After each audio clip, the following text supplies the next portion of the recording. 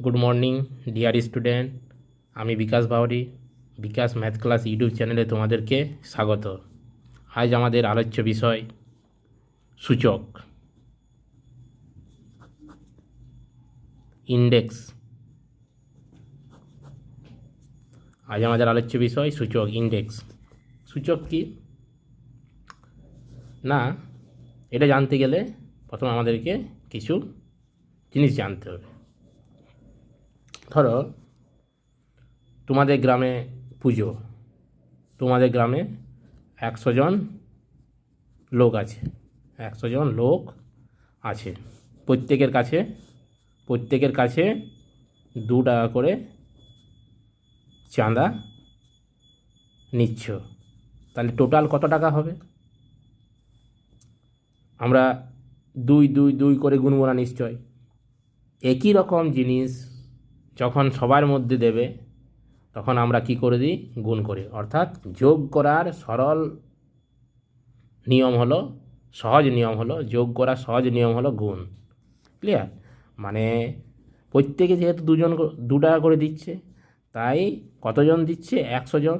তাই 100কে 2 দিয়ে আমরা গুণ করে দেব, তাহলে 100 গুণিত 2 সমান 200 টাকা। ক্লিয়ার?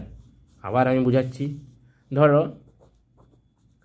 5টা গাড়ি আছে, ট্রাক, বড় ট্রাক আছে, 10 চাকা 5টা ট্রাক আছে একই রকম। প্রতিটা ট্রাকে আমার 15টি করে বাইক আছে, 15টি করে বাইক আছে। ক্লিয়ার? 15টি বাইক আছে। তাহলে 5টি ট্রাকে মোট কতগুলো বাইক আছে? কি করব? আমি বললাম কতগুলো ট্রাকে আছে? 5টি ট্রাকে। প্রত্যেকটি ট্রাকে সমান সংখ্যক বাইক আছে, তাহলে কতটি করে? 15টি করে। তাহলে 5কে 15 দিয়ে আমরা গুণ করে দেব, তাহলে 5 15 75। ক্লিয়ার? তাহলে ঠিক একই রকম যদি আমি একটা যে আমার চলরাশি আছে সেগুলো নিয়ে যদি আমি ভাবি, মানে কি বলতে চাইছি আমি, ধরো আমাদের গ্রামে এটাই যদি ভাবি, আমাদের গ্রামে x জন আছে, x জন লোক আছে, প্রত্যেকে 2 টাকা করে চাঁদা দিচ্ছে, তাহলে টোটাল কত চাঁদা হবে? লোক সংখ্যাকে যত করে দিচ্ছে প্রত্যেকে 2, মানে x গুণিত 2 সমান 2x। সংখ্যা আর চলরাশি, সংখ্যার সাথে চলরাশি গুণ হলে কি করি? আমরা একসাথে লিখে দিই, সংখ্যাটা আগে চলরাশিটা পরে। ক্লিয়ার? চলরাশি এই জন্যেই বলি কারণ এদের মান পরিবর্তন হয়। চলরাশি আমরা সেইগুলোকে বলি যাদের মান পরিবর্তনশীল। আমার 2, প্রতিটা অঙ্কে 2-এর মান 2 কখনোই 3 হবে না, কিন্তু কোথাও এক্সের মান 3 হয়, কোনো এক্সের মান 4 হয়, কোথাও এক্সের মান 5 হয়, আমরা ধরে নিই ভেরিয়েবল। তাই এক্সকে আমরা চলরাশি বলি। এক্সকে শুধু না, আমার ইংরেজি যে বর্ণমালা আছে এ থেকে জেড অবধি সবাইকে আমরা চলরাশি হিসেবে ব্যবহার করি। ক্লিয়ার? তাহলে 2x, এইখানে এই যে 2x হলো, এই 2x-এর এটা একটা বীজগাণিতিক সংখ্যামালা। এটা একটা বীজগাণিতিক সংখ্যামালা। এই বীজগাণিতিক সংখ্যামালার এই এক্সকে বলা হয় চলরাশি, চল। এই 2 একে বলা হয় ধ্রুবক, কারণ এর মান পরিবর্তনশীল, কনস্ট্যান্ট। এর মান পরিবর্তনশীল, এর মান ধ্রুবক। চলরাশি যেটা, তার মান পরিবর্তনশীল, এই জন্য একে চলরাশি বলা হয়। তাহলে 2টা হলো ধ্রুবক, এক্সটা হলো চলরাশি। তাহলে আমার x জন লোক 2 টাকা করে চাঁদা দিলে সেটা হয় 2x টাকা। আমি ধরে নিচ্ছি আমাদের গ্রামে 5 জন লোক আছে, প্রত্যেকে 5 টাকা করে চাঁদা দিচ্ছে। 5 জন লোক 5 টাকা করে চাঁদা, প্রত্যেকে। তাহলে কত চাঁদা উঠবে? না, 5 জন লোক 5 টাকা করে, কত? 5 5 25। আমরা এই 5 5 25 না লিখে আমরা এটা কেমনভাবে লিখব? না, যেহেতু একই সংখ্যা গুণের আকারে আছে, যদি দুটো একই সংখ্যা গুণের আকারে থাকে তাহলে কি করব? এদের মাথায় কিছু নয়, মানে এখানে একটা 5, এখানে একটা 5 গুণের আকারে আছে, তাহলে একটা 5 লিখে 1 আর 1 এই দুটো যোগ করে দেবো, অর্থাৎ 5-এর মাথায় 2। ক্লিয়ার? এই যে 2 লিখলাম এটাকে বলা হয় সূচক এটাকে বলা হয় নিধান।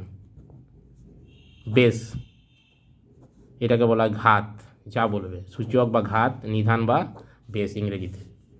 ক্লিয়ার? অর্থাৎ সূচকের নিয়ম অনুযায়ী, সূচকের নিয়ম অনুযায়ী যদি একই রকম সংখ্যা গুণের আকারে থাকে তাহলে তাদের যে ঘাতগুলো সেগুলো কি হয়ে যায়, যোগ হয়ে যায়। মানে কীরকম, ধরো এক্স গুণিত এক্সের মাথায় 2 আছে গুণিত এক্সের মাথায় 3, মানে এক্স গুণিত x square into x cube into x to the power 4। 3-এর বেশি হলে সেটাকে টু দি পাওয়ার বলে কথাটা বলতে হয়। X to the power 4, x to the power 5 এই আকারে যদি থাকে, এই সবগুলো কিন্তু এক্সের মাথায় কিছু নাই মানে 1। ক্লিয়ার? কিছু না মানে কিছু না থাকা মানে তার ঘাতে কত আছে, 1। তাহলে বেসগুলো একই বেস। তাহলে যদি একই বেস হয় গুণের ক্ষেত্রে আমি কি করব, ঘাতগুলোকে যোগ করে দেবো। তাহলে একটাই বেস লিখব আর ঘাতগুলোকে যোগ করে দেবো, 1 + 2 + 3 + 4 + 5।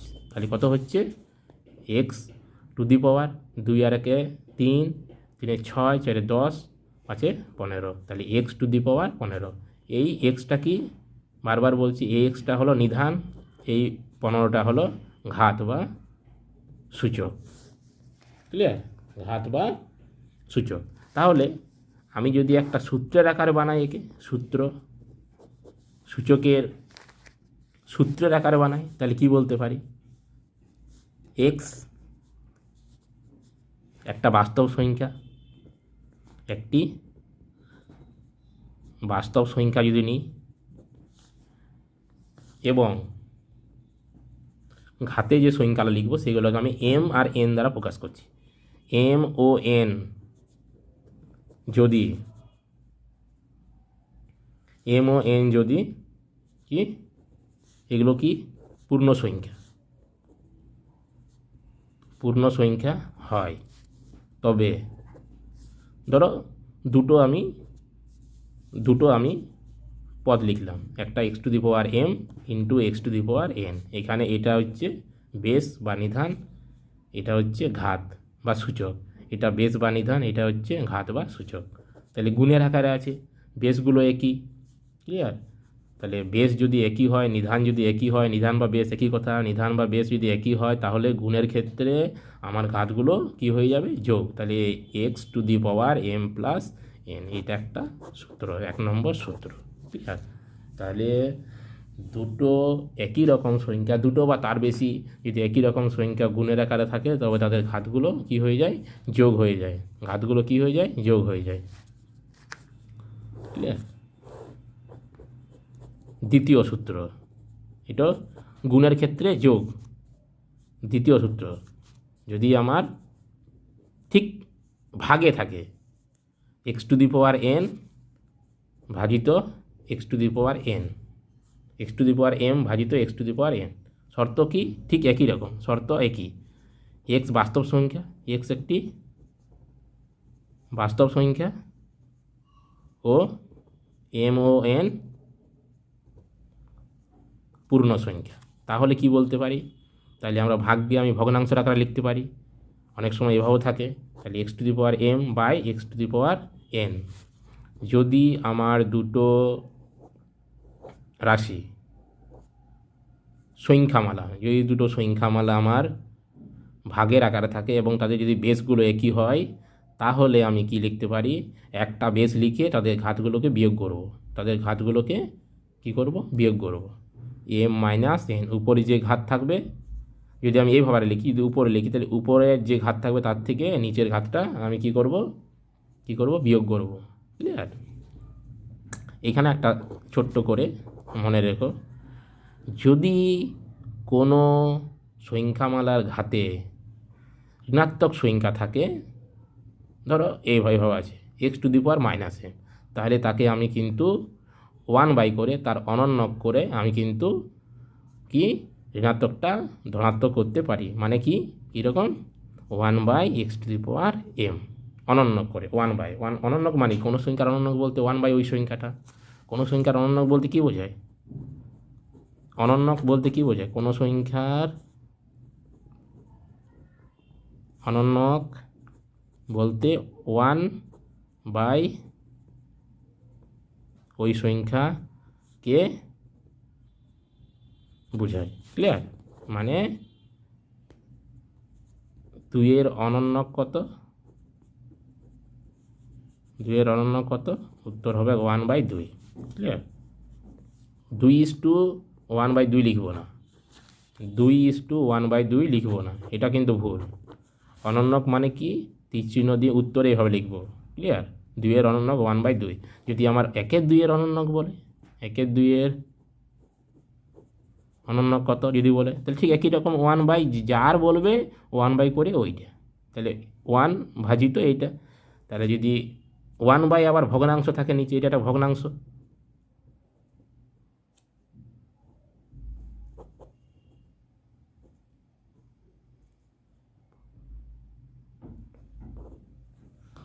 এটা একটা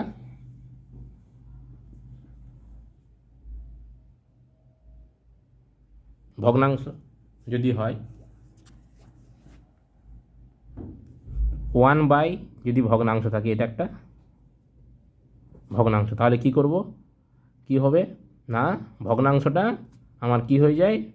লব্ধ হর, হরটা লব হয়ে যায়, মানে 2/1 সমান 2। ক্লিয়ার? 2/1 সমান 2। তাহলে আমি এখানে কি বললাম যে এক্স, শর্ত দুটা কি? যোগেই হোক বা বিয়োগ, এক্স একটা বাস্তব সংখ্যা হবে, আর এম আর এন কী হবে? একটা পূর্ণ সংখ্যা হবে। ঠিক বিয়োগের ভাগের ক্ষেত্রেও, তাহলে গুণের ক্ষেত্রে দুটো একই সংখ্যামালা যদি গুণের আকারে থাকে, মানে বেসগুলো যদি একই হয়, তাহলে তাদের ঘাতগুলো যোগ, আর ভাগের ক্ষেত্রে বেস যদি একই হয়, তাহলে তাদের ঘাতগুলো বিয়োগ। দুটো সূত্র। ক্লিয়ার? এটা একটা সূত্র, এটা 2 নম্বর সূত্র। ওকে, এরপর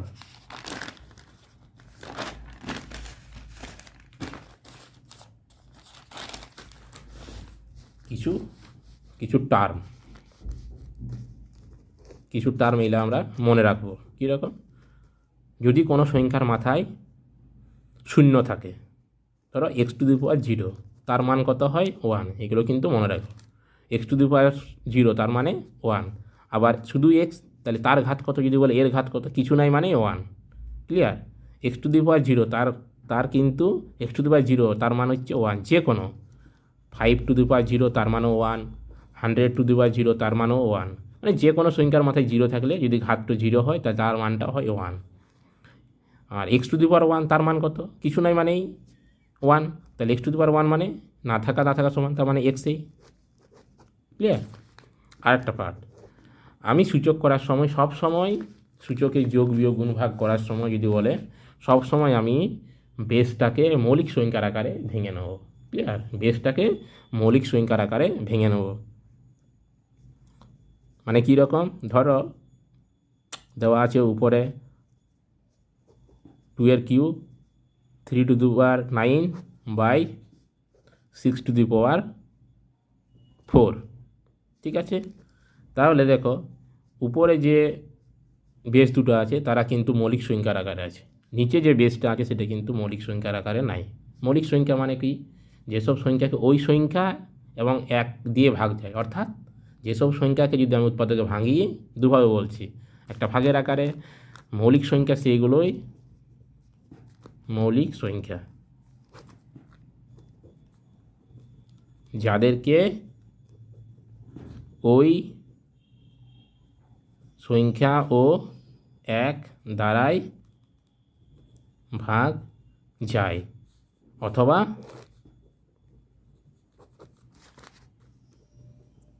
যাদের উৎপাদক বিশ্লেষণ করলে 1 ও ওই সংখ্যায় পায়, তাদের মৌলিক সংখ্যা বলে। কীরকম? আমি তো এটা বলে দিলাম কীরকম। মানে ধরো 5, 5কে যদি আমি উৎপাদকের আকারে ভাঙি তাহলে কী পাবো আমি? 5কে 5 একে 5, মানে 5কে আমি কী পেতে চাই? 5 আর 1, এই যে 1 আর ওই সংখ্যাটা পাচ্ছি। অথবা 5কে যদি ভাগ যেতে, 5কে কত দিয়ে ভাগ যাবে? 1 দিয়ে তো সবাই ভাগ যায়, তাহলে 1 তো সবাই উৎপাদক হচ্ছে, কমন সাধারণ উৎপাদক, তাহলে 5 একে 5, তাহলে 1 হচ্ছে একটা। 2 নম্বরে কি 5 দিয়েও যাবে, 5 একে 5, তাহলে কোনটা? এই যাদেরকে ওই সংখ্যা এবং 1 দ্বারা ভাগ যায়, অথবা যাদের উৎপাদক বিশ্লেষণ করলে 1 এবং ওই সংখ্যায় পাওয়া যায়, ঠিক উল্টাটা, তাদেরকে আমি মৌলিক সংখ্যা বলবো। তাহলে 6 একটা কিন্তু যৌগিক সংখ্যা। তাহলে 6কে আমি কিন্তু যদি আমি ভাঙি তাহলে যৌগিক সংখ্যাকে, এটা আমাকে দেখে নিতে হবে যৌগিক সংখ্যা কি।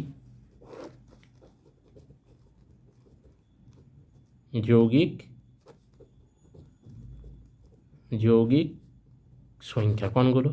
না, ঠিক যে সব সংখ্যাকে উৎপাদকে বিশ্লেষণ করলে 1 ও 6, 6 দিয়ে করছিলাম তো তাই 6টা লেখা হয়, 1 ও ওই সংখ্যা ছাড়াও আরও অন্য সংখ্যা থাকে, তাদের যৌগিক সংখ্যা বলে। কী রকম? ধর 6টাকে ভাঙছি আমি, তাহলে 6কে ভাঙলে কি হবে? যাদেরকে উৎপাদক বিশ্লেষণ করলে তাহলে 2, 3 2 6, তাহলে 6কে ভাঙে আমি 3 গুণিত 2 পাই। আবার 3কে 3 ইন্টু 1, তাহলে 6কে আমি ভেঙে কী পাচ্ছি আমি? 6কে ভেঙে 2 ইন্টু 3 ইন্টু 1, এই সবগুলো কিন্তু 6-এর উৎপাদক। আবার উৎপাদক কোনো সংখ্যা যদি কিছু উৎপাদক হয়, যেহেতু 6-এর 2 3 1 এগুলো উৎপাদক, তাহলে আমি কি বললাম? 6 নিজেও একটা, 6 নিজেও তো, 6কে আমি যদি এভাবে ভাঙি 6 1কে 6, তাহলে 6 নিজেও তো একটা উৎপাদক, 6-এর 6 নিজেও একটা উৎপাদক। ক্লিয়ার? তাহলে কমা দেবো আমি, এখানে লিখবো না। তাহলে 6-এর যদি উৎপাদক বলে তাহলে 6-এর উৎপাদকগুলো কি? 2 ইন্টু 3 ইন্টু 1 ইন্টু 6, এই প্রতিটা উৎপাদক দিয়ে 6কে ভাগ যাবে কিন্তু। তাহলে দেখো আমি কি বললাম, যে আমার যৌগিক সংখ্যা তাদেরকেই বলবো যাদের উৎপাদক বিশ্লেষণ করলে 1 এবং ওই সংখ্যা ছাড়াও, মানে 1 এবং 6 ছাড়াও দেখো 2 আর 3 আছে, মানে 2 আর 3 ছাড়াও আরও অন্য সংখ্যা থাকে, তাদেরকে যৌগিক সংখ্যা বলবো। ক্লিয়ার? তাহলে আমি কি বলবো? মৌলিক এই সূচক, এইভাবে সূচকের অঙ্কের ক্ষেত্রে আমি কি বললাম, যে সবসময় আগতে কোনো যদি যৌগিক সংখ্যা থাকে তাকে সবসময় আগতে বেসটা যদি যৌগিক থাকে তাহলে সবসময় তাকে আমি মৌলিকে ভেঙে নেব। তাহলে মৌলিকে কেমনভাবে ভাঙবো? 3 ইন্টু 9, উপরে যেমন আছে তেমন থাকুক, নিচে কী আছে 6, তাহলে 6টাকে ভেঙে নেব। তাহলে 6-এর মাথায় কত আছে? ঘাতটা 4, তাহলে 6টাকে ভাঙবো 2 গুণিত 3, একটা বন্ধনীর মধ্যে রাখলাম, ঘাত যেমন আছে সেরকম থাকুক, 3 2 6, ঠিক আছে আমার, ঠিক তো? এরপর একটাই বলি আমি, তার আগে আমি এখানে একটা সূত্র লিখি, যে কীরকম এগুলো মনে রাখতে হবে। 3 নম্বর সূত্র যদি আমি লিখি, ধরো এইটাকে আমি সূত্রের আকারে বানাচ্ছি, মানে এক্স টু দি পাওয়ার, ধরো x to the power m into y to the power, না, x into y to the power m, ধরো মানে ভিতরে যে দুটো সংখ্যা যদি গুণে থাকে তাদের পুরোটার যদি ঘাত কোনো একটা সংখ্যা হয়, তাহলে সেই ঘাতটাকে আমি যদি মানে আলাদা আলাদাভাবে লিখি, তাহলে ভিতরে যে সংখ্যাগুলো আছে তাদের প্রত্যেকের কিন্তু ওই ঘাতটা হবে, মানে এক্সের মাথাও m হবে ইন্টু ওয়াইয়ের মাথাতেও m হবে, মানে এই mটা এক্সেরও ঘাত আর এই mটা ওয়াইয়েরও ঘাত। ক্লিয়ার? তাহলে সেটাই আমি কিন্তু লিখব। আবার যদি এটা এখন একটা সূত্র, আবার যদি ঠিক এইভাবে থাকে, x to the power m আর y to the power m, 2 3 4 যতই থাকুক, যতগুলো সংখ্যামালা থাকুক, যদি ঘাত কারো একই হয় তাহলে আমি কি লিখতে পারি? তাদেরকে গুণের আকারে লিখে তাদের মাথায় আমি m লিখতে পারি, মানে আমি 2^3 ইন্টু 3^9 যেমন আছে তেমন মৌলিক সংখ্যার আছে বেসগুলো, এটাকেও আমি মৌলিক সংখ্যার আকারে ভেঙে নিয়েছি। তাহলে ভিতরে কী আছে 2 ইন্টু 3, ঘাত কত 4, তাহলে এই 4টা 2-এরও ঘাত হবে, এই 4টা 3-এরও ঘাত হবে, মানে 2-এর মাথা তো 4 লিখব, 3-এর মাথা তো 4 লিখব। এরপর আমি কি নিয়ম, সেকেন্ড যে নিয়মটা বলেছি, যে ভাগের ক্ষেত্রে যদি বেসগুলো একই হয় তাহলে আমি কি করতে পারি না, আমার ঘাতগুলো বিয়োগ হয়ে যাবে। ক্লিয়ার? তাহলে ধরো উপরের সাথে নিচটা ভাগে আছে, এই দুটো বেস একই, তাহলে আমি কি লিখতে পারি, আমার বেসগুলো যদি একই হয় তাহলে ঘাতগুলো আমি কি করতে পারি, বিয়োগ করতে পারি। ক্লিয়ার? সবসময় আমরা চাইব ওই যে কোনো, তুমি যে কোনো করতে পারো। তাহলে আমি একটা এখানে উপরটাকে মানে উপরে তুলছি সবাইকে, 2 3 - 4, এগুলো বিয়োগ হয়ে যাবে। এখানেও ইন্টু, ই তো থাকবে না আর, উপরে চলে যাবে, যেহেতু ভাগে ছিল তো উপরে একটাই বেস হবে, আর প্রথমে যে উপরে যেটা থাকবে তার থেকে আমি নিচে যে ঘাতটা থাকবে সেটা বিয়োগ করে দেবো। এখানেও ঠিক একই রকম ইন্টু, তাহলে এই পার্টটা ইন্টু হয়ে গেল, এখানটা এই পার্টটা খেতে কত শেষ 3 9 - 4, তাহলে (2^-1) 4 থেকে 3 গেলে 1 হয়, 4 বড়, 4-এর চিহ্ন। ক্লিয়ার? বিয়োগ সবসময় আমার বড় থেকে ছোটোটা হয়, ইন্টু 3, এটা হচ্ছে 5। আমি এখনই একটা কথা বললাম, যদি কোনো সংখ্যার ঘাতে ঋণাত্মক চিহ্ন থাকে তাহলে তাকে 1/, করে দিলে কি হয়ে যায়, ধনাত্মক হয়ে যাবে। তাহলে এটাকে আমি কী লিখতে পারি, 1/(1) ইন্টু 3^5। তাহলে 3^5 উপরে আছে লবে, কিছু নয় মানে 1 আছে, তাহলে উপরে এটা থেকে গেল 3^5 আর নিচে 2^1। এবারে সেটাকে আমি 3^5 মানে 3^5, এটা কি নিধান, এটা কি ঘাত, তাহলে আমার মান নির্ণয় করতে বলেছে, এটা মান কত, মান নির্ণয় করতে বলেছে সূচকের সাহায্যে, হ্যাঁ এমনি না, সূচকের কাটাকুটির সাহায্যে না, সূচকের সাহায্যে মান নির্ণয়। তাহলে কত 3^5, তার মানে কি 3^5 মানে কি, 3^5 মানে কি, উপরে যতগুলো আছে ততগুলো 3 আছে। 3^5 মানে 3টা 5 না, বা 3টা 5 না, 5টা 3। ক্লিয়ার? 3^5 মানে 3টে 5 না, 5টা 3। ক্লিয়ার? মানে 3 ইন্টু 3 ইন্টু 3 ইন্টু 3 ইন্টু 3, 5টা 3 গুণের আকারে ছিল, তবেই তো আমি 3^5 লিখেছি। মানে যদি আমি দেখি অ্যাকচুয়াল কিছু নয় মানে 1 আছে, তাহলে 1 2 3 4 5, 5টা 3 একই রকম আছে। গুণের ক্ষেত্রে ঘাতগুলো আমার যোগ হয়ে যাবে, একটা 3 লিখে ঘাতগুলো যোগ, 1 + 1 + 1 + 1 + 1, তাহলে 1 2 2 3 3 4 4 5, তাহলে 3^5। ক্লিয়ার? তাহলে আমাকে এখানে মান বার করতে বলেছে, এটা আমার দরকার নয়, এটা জাস্ট এটা বুঝালাম। তাহলে 3^5 মানে 5/3, 5/3, সেটা গুণ করে কত হয় সেটা লিখব। তাহলে 3 3 9 27, 3 3 9, 9 3 9 27, 27কে আমি আরেকবার 3 দিয়ে গুণ করি, পরপর গুণ করে যাব, তাহলে 81 হবে। 81কে আবার 3 দিয়ে গুণ করব, তাহলে হবে 3 1 3, 3 8 24, মানে 243। আর 2^1, 2-এর মাথায় 1 আছে, মানে একটাই 2, তাহলে 2 শুধু, তাহলে অ্যান্সার হয়ে গেল 243, 243/2। তাহলে এখানে কি বুঝলে তোমরা, যে সূচকে যদি কোনো অঙ্ক থাকে এবং মান নির্ণয় বার করতে বলে যে কোনো অঙ্ক, প্রথম আমি কি করে নেব, কোনো বেস যদি যৌগিক সংখ্যার আকারে থাকে তাহলে তাকে আমি সবসময় মৌলিকে ভেঙে নেব, মৌলিক সংখ্যা ভেঙে নেব। যৌগিক সংখ্যাটাকে, বেসটা যদি যৌগিক থাকে তাহলে আমি বেসটাকে মৌলিক সংখ্যাতে ভেঙে নেব, তারপরে অঙ্কটা করব, তাহলে কী হবে আমাদের সুবিধা। আর এই দুটো সূত্র কিন্তু ইম্পর্টেন্ট। x × y^m, মানে x y তো বন্ধনীর ভিতরে আছে, তাদের মাথায় m আছে, মানে তাদের পুরোটারই ঘাতটা হচ্ছে m। তাহলে আমি এই ঘাতটা আমি যখন যদি আলাদা আলাদা করে লিখি, তাহলে আমি x-এরও ঘাত m লিখতে পারি আর y-এরও ঘাত আমি m লিখতে পারি। ঠিক আছে? আজ এই অবধি, নেক্সট ক্লাস পরের দিন। Thank you. ভালো লাগে অবশ্যই সাবস্ক্রাইব করো, লাইক করো এবং শেয়ার করো।